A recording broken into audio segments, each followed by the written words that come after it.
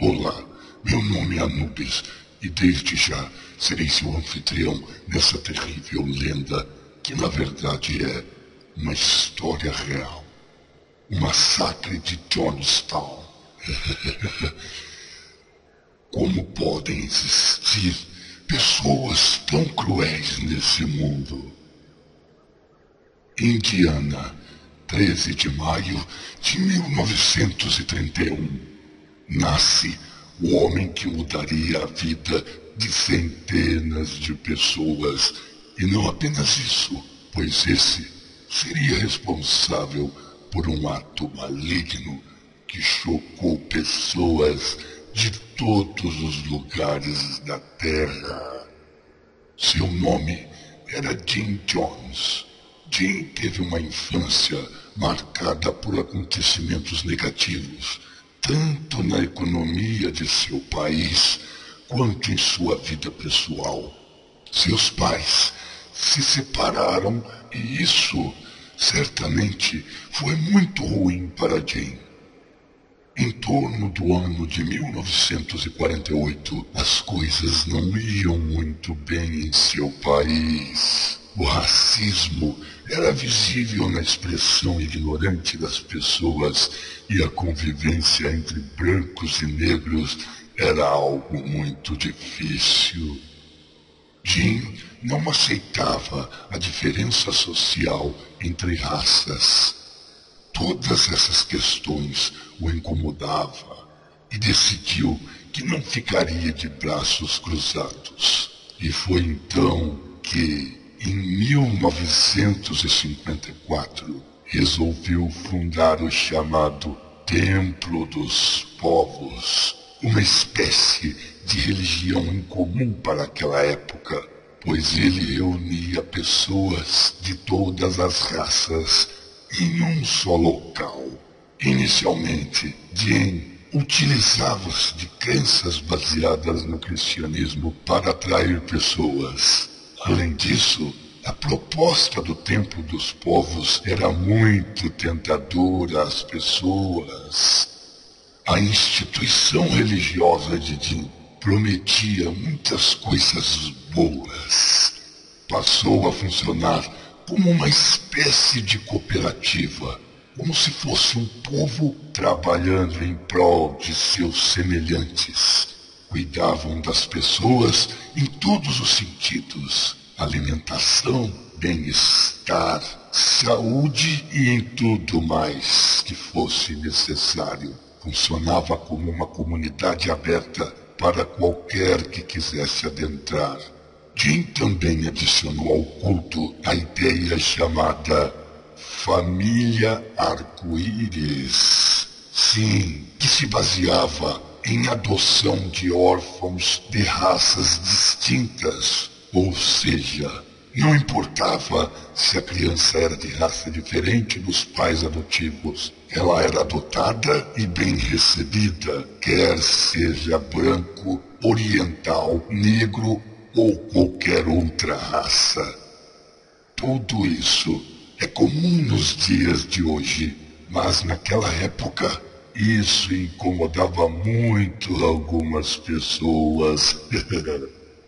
Templo dos Povos começou a expandir, tornando-se mais e mais popular e desejável pelas pessoas, incluindo idosos que eram sozinhos. Afinal, naquela época, e apesar de não ser muito diferente hoje, o idoso optava por viver sozinho seus últimos dias, ou em um local com outros idosos. Jim deu a oportunidade para que idosos vivessem em uma comunidade com toda a sorte de pessoas, quer sejam anciões, quer sejam crianças.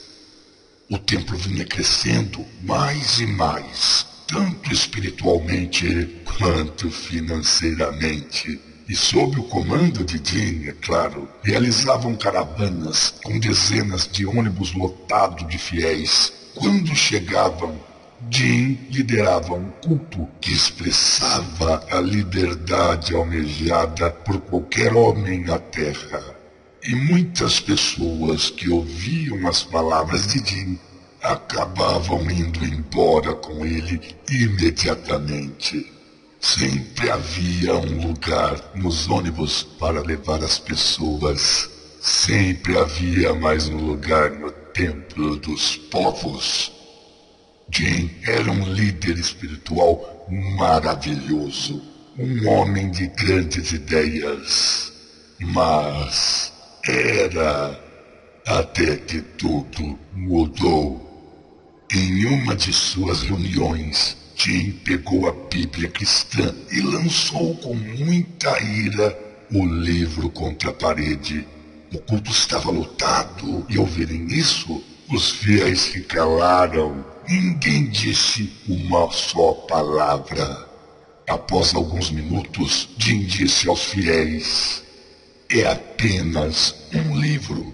Se tem fome, venha até a mim. Se tem sede, venha até a mim. Se tem necessidades, venham até a mim, e eu vos livrarei e cuidarei de vocês. Essas são palavras de Jim, que agora se coloca como um deus devido às conquistas de seu império religioso. Jim começa a desafiar até mesmo as autoridades divinas e seus fiéis seguidores o aprovam. Em outra ocasião, Jim deu de beber aos fiéis durante um culto. Alguns diziam que era vinho, outros diziam que era apenas suco, mas não é essa a questão. Após aguardar que todos bebessem, Jim disse aos fiéis que a bebida continha veneno e que todos ali morreriam. Uma parte desses fiéis entraram em completo desespero, gritavam, esperneavam, não queriam morrer. Após passar alguns segundos, Jim disse que não havia veneno algum e que apenas fizera um teste. Um teste? Sim, um teste de fidelidade. Jim queria ter certeza de quem estava realmente com ele. O Templo dos Povos havia mudado seu nome e conceitos. Em 1974, Jim fez arrendamento de umas terras localizadas em Guiana, um país com fronteira com a Venezuela. Seus planos era a construção de uma cidade e assim fez. E chamou o local de Jonestown, que significa Cidade de Jones, ou Cidade Jones, sendo Jones o segundo nome de Jim, é claro. Foi construído um verdadeiro império. A cidade tinha capacidade para abrigar os seus seguidores e, além disso, estava sempre em expansão. Todo o alimento consumido era cultivado pelos próprios fiéis de Jim. Oportunidade perfeita para a maldade de Jim tomar as rédeas. Jim começou a fazer uso da bebida alcoólica e de drogas.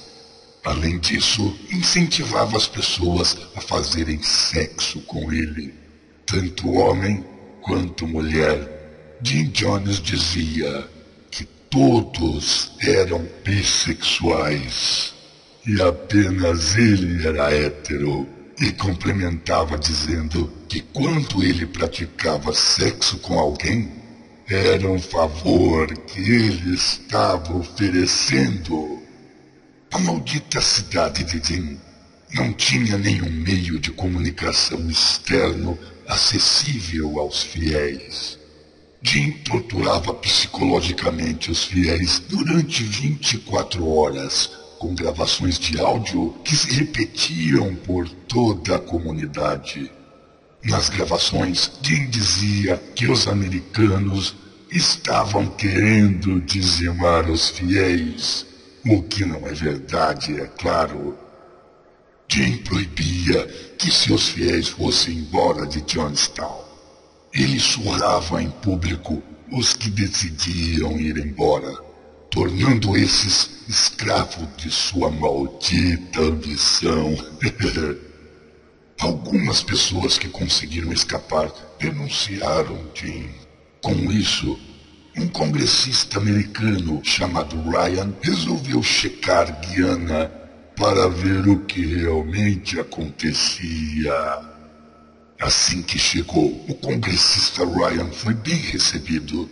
Todos os fiéis com um sorriso no rosto, como boas-vindas.